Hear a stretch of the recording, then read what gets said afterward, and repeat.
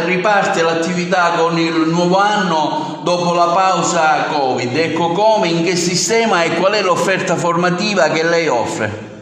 Qua ad Agrigento, nei locali dell'ERAP a Villaggio Mosè, abbiamo ripreso dopo la pausa imposta dal Covid tutte le attività formative che ci contraddistinguono da sempre. Noi siamo, e lo dimostrano i numeri, lo dimostrano le prove, i fatti, il più grosso ente che è presente qua ad Agrigento da molti anni per numero e quantità di corsi avviati. Lo dicono anche i dati ufficiali, ma in aggiunta ai corsi che noi già espletiamo da sempre, abbiamo innestato nella nostra vastissima attività formativa anche l'obbligo formativo, cioè la formazione per minori. Non è che stiamo informando,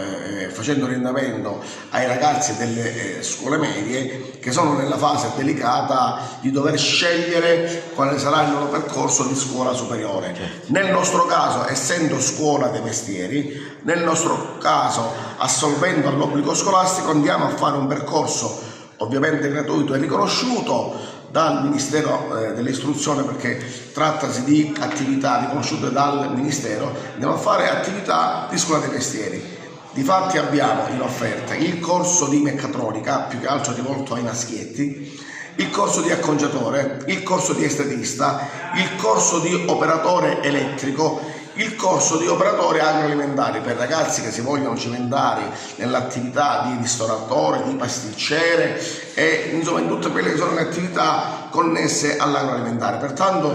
abbiamo un'offerta di 5 corsi rivolti, ripeto, ai ragazzi che sono nella scuola media e sono in fuoriuscita perché sono nella terza scuola media e quindi devono decidere da qui a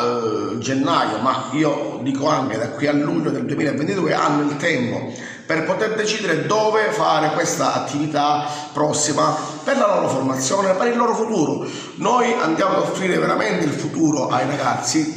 della scuola media, perché abbiamo un percorso di 4 anni che rilascia la qualifica professionale triennale e inoltre al 4º anno il diploma tecnico che serve per l'apertura di un'attività aziendale, quindi per l'eventuale apertura di una officina meccatronica, di un'officina di gommista, di carrozziere, per l'eventuale apertura di un centro estetico, per l'apertura di un centro di acconciatura, per l'eventuale apertura di una panetteria, di una pasticceria, insomma una formazione anche lì legata al mondo del lavoro che è dedicata al mondo dei minori.